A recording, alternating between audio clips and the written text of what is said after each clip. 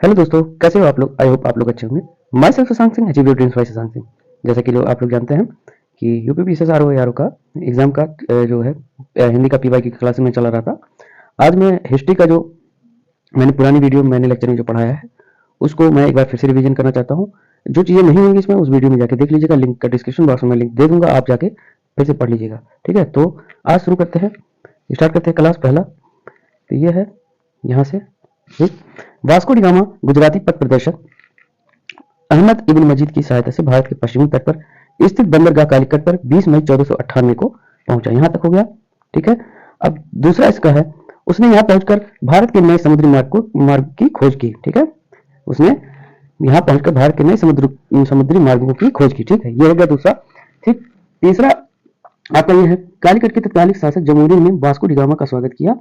फिर Vasco D gamma ने के भारत आगमन से पुर्तगालियों एवं भारत के मध्य व्यापार के क्षेत्र में एक नए युग का शुभारंभ हुआ। ठीक है, वास्को डी गामा के भारत आगमन से पुर्तगालियों एवं भारत के मध्य व्यापार के क्षेत्र में एक नए युग का शुभारंभ हुआ। वास्को डी गामा ने काली मिर्च के व्यापार से 60 गुना अधिक मुनाफा कमाया। कितने गुना कमाया? 60 गुना अधिक मुनाफा कमाया। ठीक है, ये मोस्ट इंपॉर्टेंट है।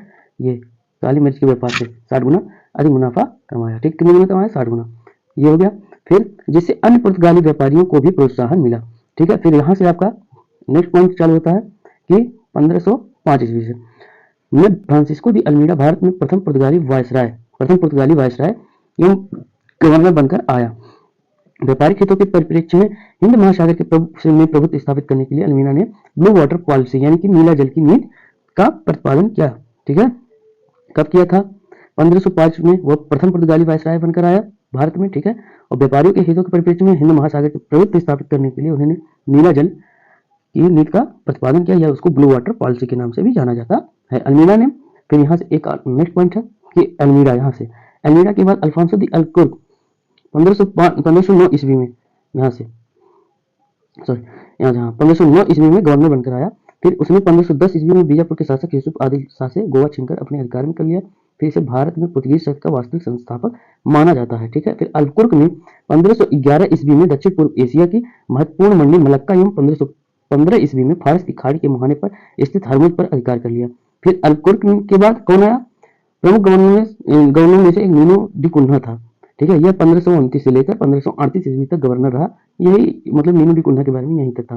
फिर पुर्तगाली यात्री वास्को डी गामा ने सबसे ज्यादा वास्को डी गामा का पूछता है, तो इसलिए इसको बढ़िया से याद कर लीजिएगा कि जो है यहाँ से। ठीक है, ये पुर्तगाली जो है यहाँ से, इसको बढ़ा देते हैं। हाँ, पुर्तगाली सॉरी फिर से बढ़ा देते हैं, एरो मार के बताते हैं। देखो यहाँ से पुर्तगाली यात्री वास्को डी गामा ने भारत के मार्ग की मूलतः इटली निवासी तथा स्पेन द्वारा वित्तपोषी यात्री कोलंबस ने अमेरिका की, देखो वास्को डी गामा ने भारत के मार्ग की खोज की थी, और इटली निवासी मूलतः इटली निवासी तथा स्पेन द्वारा वित्तपोषी यात्री जो कोलंबस था उसने अमेरिका की खोज की थी।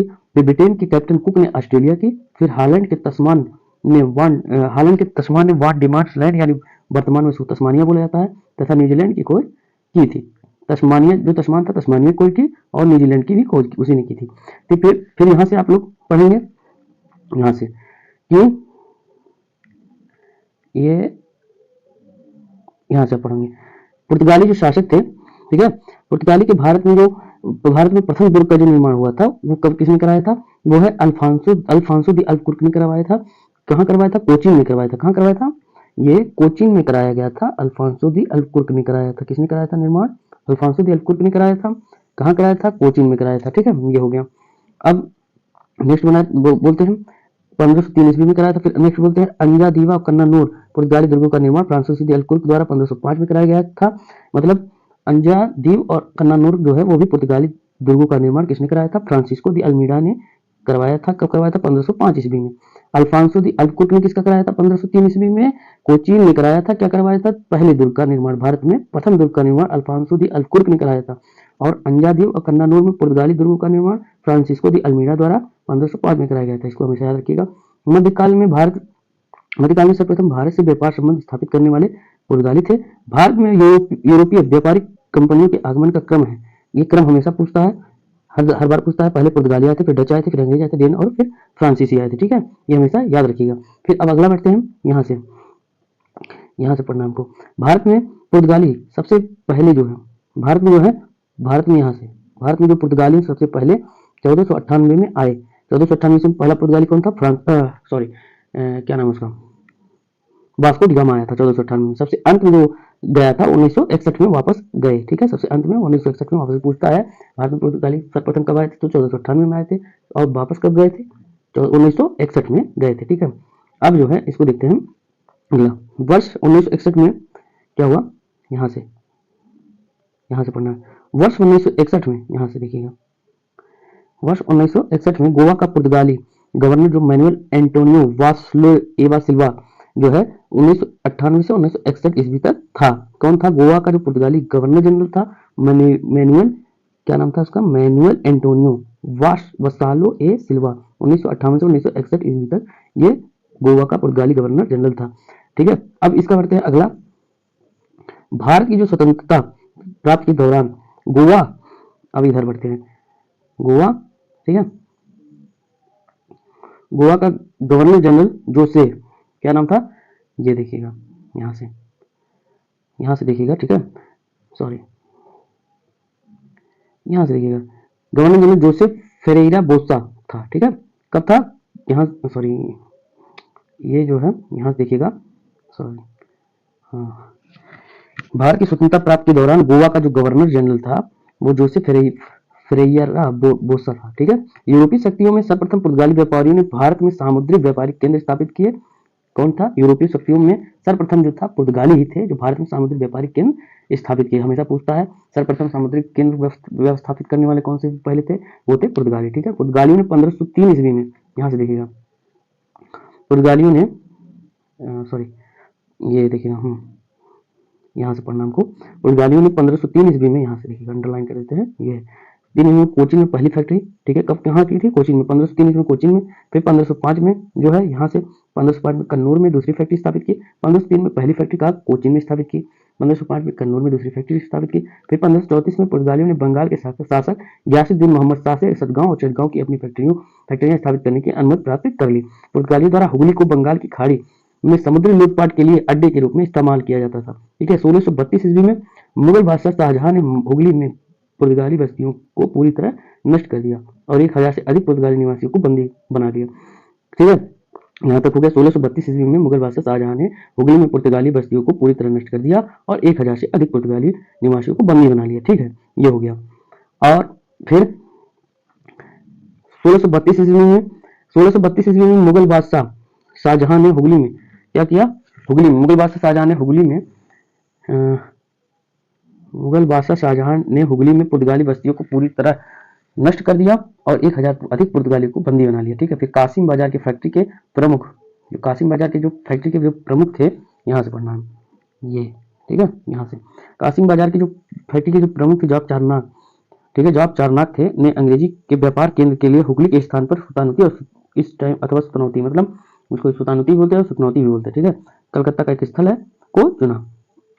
जो व्यापारिक केंद्र कासिम बाजार की फैक्ट्री के जो जॉब चारनाक थे, क्या थे? फैक्ट्री के प्रमुख थे। अंग्रेजों के व्यापार केंद्र के लिए हुगली के स्थान पर सुतानुती और या फिर सुतनौती कलकत्ता के का स्थल था, उसको चुना। ठीक है, कोची 1814 ईस्वी में ब्रिटिश उपनिवेश के तहत शामिल हुआ।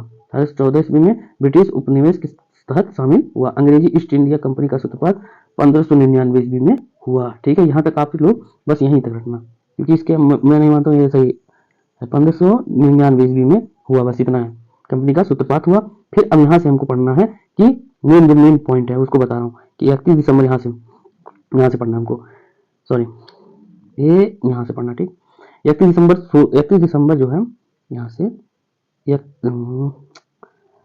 सेकेंड, हाँ, 31 दिसंबर 1600 ईस्वी को ब्रिटिश महारानी एलिजाबेथ ने इन्हें the governor and company merchant of London trading into the East Indies के नाम के तहत रॉयल चार्टर ऑफ इनकॉर्पोरेशन प्रदान किया। इस प्रकार ईस्ट इंडिया कंपनी का आधिकारिक रूप से गठन हुआ। ईस्ट इंडिया कंपनी का आधिकारिक रूप से गठन कब हुआ था? तो आप हमेशा बताएंगे 31 दिसंबर 1600 ईस्वी को हुआ था। किसने कराया था? ब्रिटिश महारानी एलिजाबेथ द्वारा किया गया था। ठीक है, अब जो है, अब इसको हटाते हैं, अगले उस पर बैठते हैं। ठीक है, भारत जो है, इस दौरान जो है भारत का बादशाह अकबर 1556 से 1605 ईस्वी तक था। भारत का बादशाह अकबर जो है 1556 ईस्वी से 1605 ईस्वी तक था। मतलब जब इसका गठन हुआ 1600 ईस्वी में, तो उस समय भारत का जो बादशाह था वो अकबर था, ठीक है। लिवेंट कंपनी को 1593 ईस्वी में, किसको, ये देखिए लिवेंट, ये वाला लिवेंट कंपनी को 1593 ईस्वी में स्थल मार्ग से भारत में व्यापार करने का अधिकार प्राप्त हुआ, ठीक है। कब हुआ था? लिवेंट कंपनी को 1593 स्थल मार्ग से भारत में व्यापार करने का अधिकार प्राप्त हुआ। जहांगीर के शासनकाल में, यहाँ से पढ़ना हमको, हाँ, यहाँ से जहांगीर के शासनकाल में इंग्लिश ईस्ट इंडिया कंपनी ने सर्वप्रथम सर्वप्रथम क्या किया? 1611 ईस्वी में मछलीपट्टनम अथवा मछलीपट्टनम में एक अस्थायी कारखाना खोला। जहांगीर के शासनकाल में जो ब्रिटिश ईस्ट इंडिया कंपनी थी, उसने 1611 ईस्वी में मछलीपट्टनम में अपना पहला कारखाना खोला। एक अस्थायी कारखाना कब खोला था? हमेशा आता है जब स्थायी एक होता है, एक होता है अस्थायी। तो यानी कि अस्थायी जो कारखाना खोला था वो 1611 ईस्वी में कहाँ खोला था? मसूलीपट्टनम में। फिर 1613 ईस्वी में जो है सूरत में स्थापित कारखाना था, जो उसका स्थायी कारखाना सिद्ध हुआ। कहाँ से पढ़ा है ये? 1613 ईस्वी में सूरत में स्थापित कारखाना अंग्रेजों का प्रथम स्थायी कारखाना था। सूरत में डचों द्वारा फैक्ट्री, यहाँ से सूरत में, यहाँ से पढ़ना हमको, सूरत में डचों द्वारा फैक्ट्री जो है 1616 ईस्वी में, जबकि फ्रांसीसियों द्वारा 1668 ईस्वी में स्थापित की गई, ठीक है। अब जो है फिर आगे बढ़ते हैं। थॉमस वेस्ट नामक अंग्रेज अधिकारी ने पुर्तगालियों को कहाँ किया था? सवाली यानी कि सोवेली के स्थान पर हराया था। थॉमस वेस्ट नामक अधिकारी ने पुर्तगालियों को सवाली के स्थान पर हराया था, ठीक है। ये हो गया। फिर यहाँ से पढ़ना है 1661 ईस्वी में इंग्लैंड के जो सम्राट थे, क्या नाम था उनका? इंग्लैंड के सम्राट चार्ल्स द्वितीय, ठीक है। क्या नाम था? चार्ल्स द्वितीय। अब इसको देखिए हम, इंग्लैंड के जो सम्राट थे ये चार्ल्स द्वितीय का जो विवाह हुआ था पुर्तगाल की जो राजकुमारी थी कैथरीन से होने पर चार्ल्स को बंबई उपहार में मिल गया था। किसको मिल गया था? चार्ल्स द्वितीय को का विवाह पुर्तगाली राजकुमारी कैथरीन से होने पर चार्ल्स को बंबई उपहार स्वरूप में प्राप्त हुआ, ठीक है। ये हो गया। अब जिसे इन्होंने 1668 ईस्वी में 1600 कितने ईस्वी में 1668 ईस्वी में 10 पाउंड वार्षिक किराए पर ब्रिटिश ईस्ट इंडिया कंपनी को दे दिया था, ठीक है। किसने दिया था? चार्ल्स द्वितीय ने। इसको बंबई उपहार में क्यों मिला? कैथरीन से, राजकुमार कैथरीन से विवाह होने पर इसको बंबई उपहार में मिला। फिर जिसे इन्होंने 1668 ईस्वी में 10 पाउंड वार्षिक दर से किराए पर, किसने उस पर, ये है देखो, ये सॉरी इसको हटा होता है, ये दिख रहा होगा, ये सॉरी ये है, ठीक है।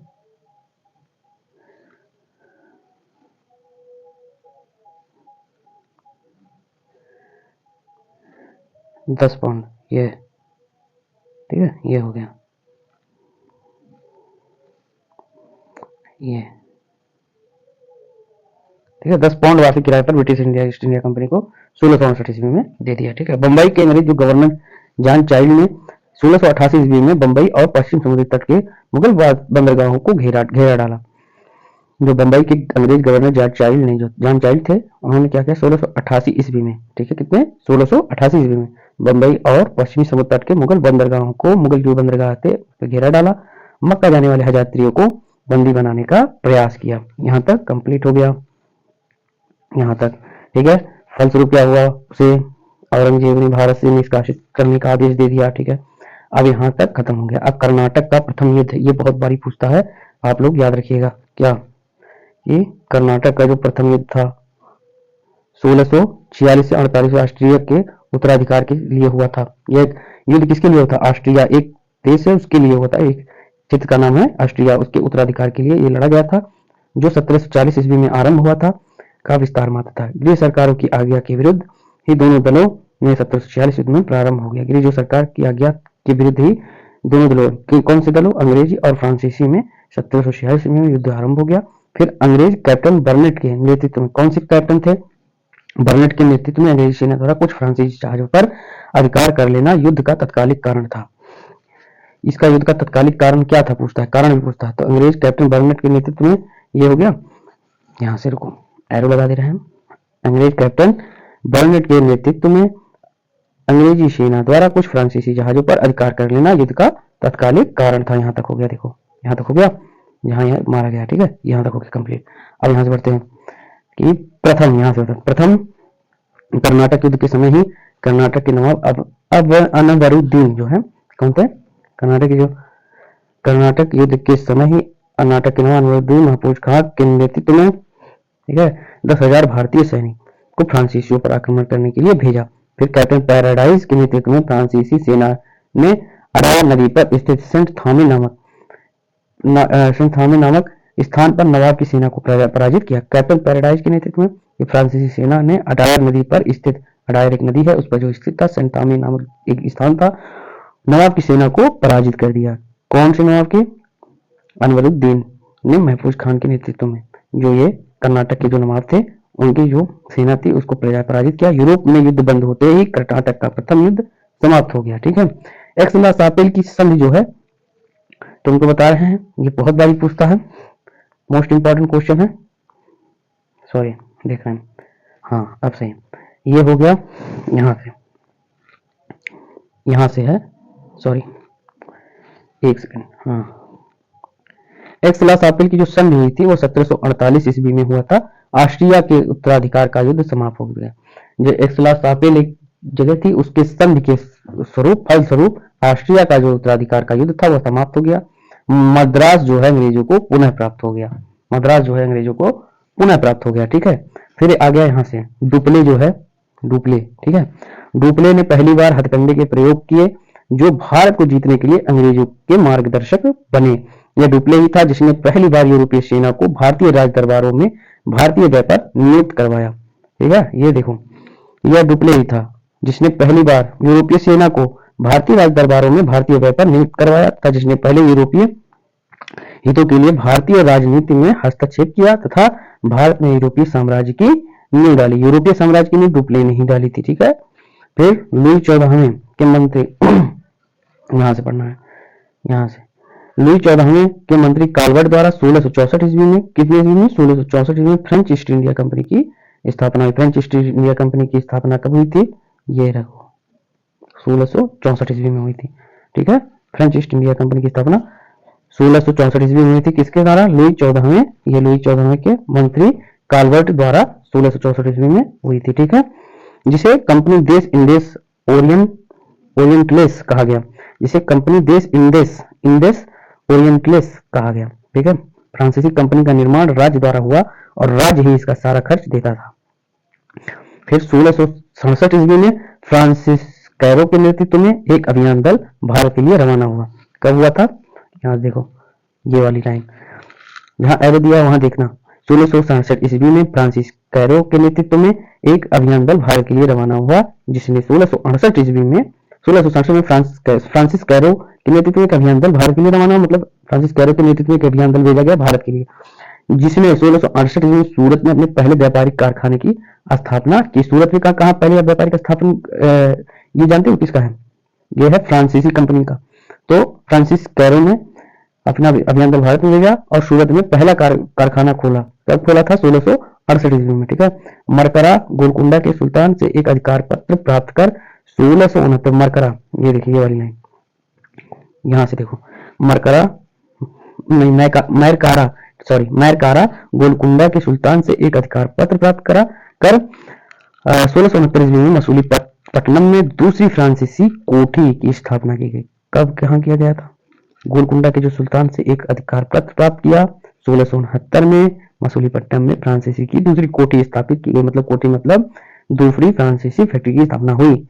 डचों ने प्रथम फैक्ट्री की जो स्थापना की थी मसूलीपट्टनम में की थी। यहाँ से देखो ये वाली लाइन, डचों ने अपनी प्रथम फैक्ट्री की स्थापना मसूलीपट्टनम में की थी। डचों की बंगाल में पहली कंपनी पीपली, ये देखो यहाँ से पहली कंपनी पीपली में 1627 ईस्वी में स्थापित हुई।